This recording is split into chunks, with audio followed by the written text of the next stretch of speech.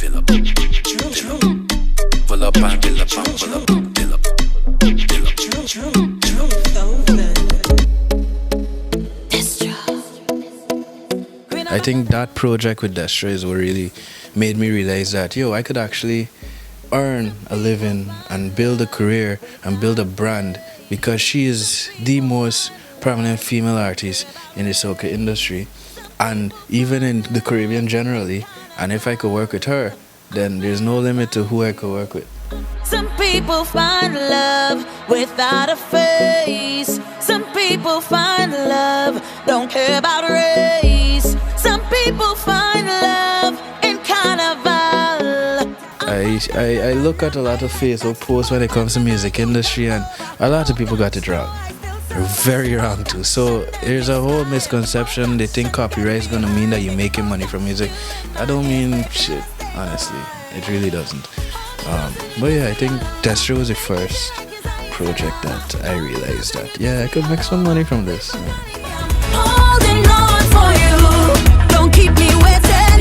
When the tension rises, you are my soca family, family, family. When you make me feel this way, feel this way, feel this way. Believe it or not, Destra is probably the most spiritual person you'll ever meet. And I could relate to that because she's spiritual, but she's not religious.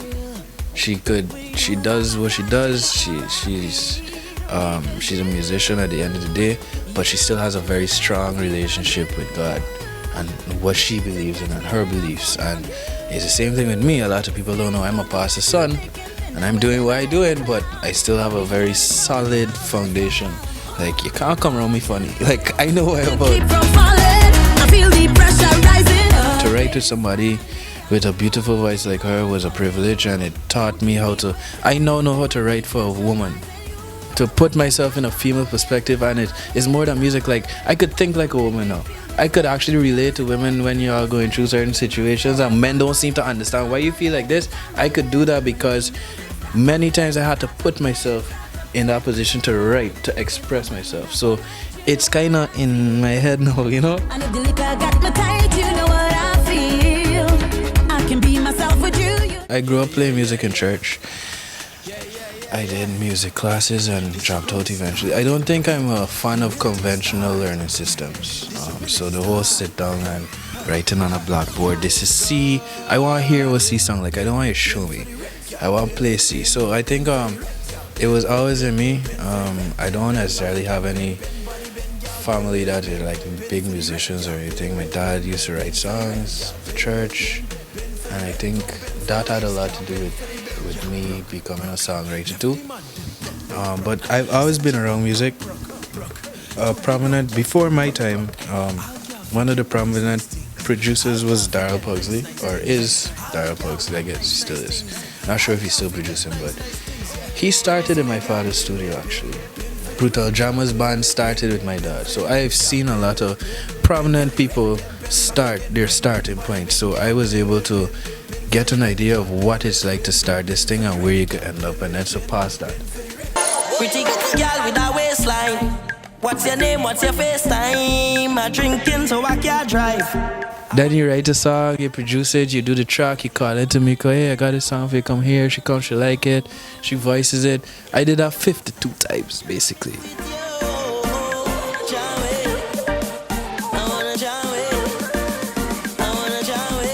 So right now, I'm a part of the Guyana Carnival Committee.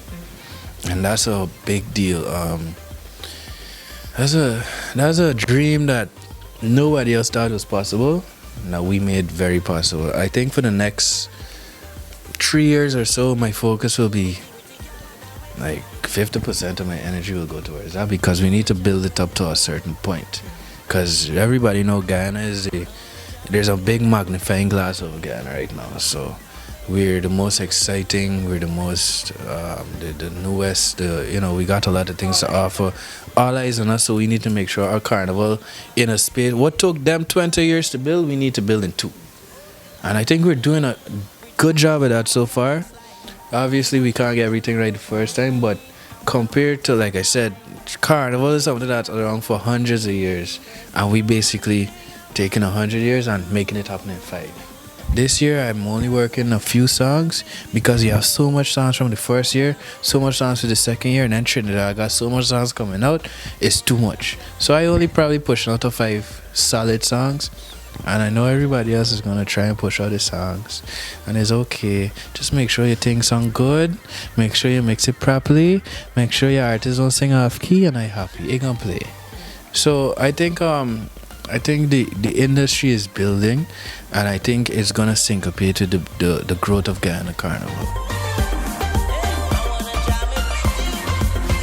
There are a lot of ghost productions for dancehall artists, including iOctane, including remixes like for Alkaline, Cartel, Movado.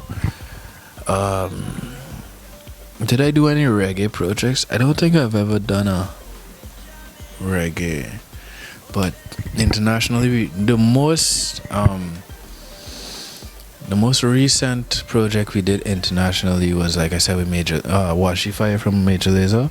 That was with me, Tamika, and a big African artist by the name of Stone Boy.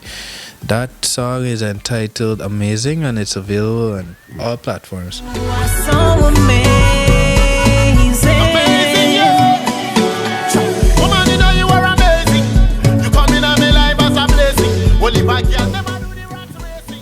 It's a part of his most recent album, A Bang. Outside of that, majority of the stuff I've done, because a lack of knowledge, I was basically getting ripped off for a long time, doing all the work and getting paid next to nothing, and they taking all the credit. Yeah, I am seriously considering, and you're the first person to hear this, yeah, I'm seriously considering launching my career as an artist as well. There are 2 ways I'm gonna either do that. Either as a DJ artist, which means I do the songs are mine like a DJ Khaled, but I feature well-known artists, not just locally, actually, more international than local. They got a couple of local artists that are already earmarked that I could work with, or I come out and sing.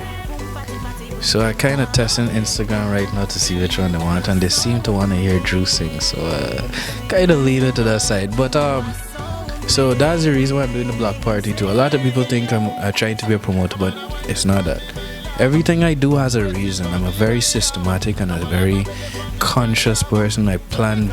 I'm very intricate. So the block party now is a means to an end. So the first one was great, the second one was better, the third one, by the time I start releasing music, guess what? That becomes my show.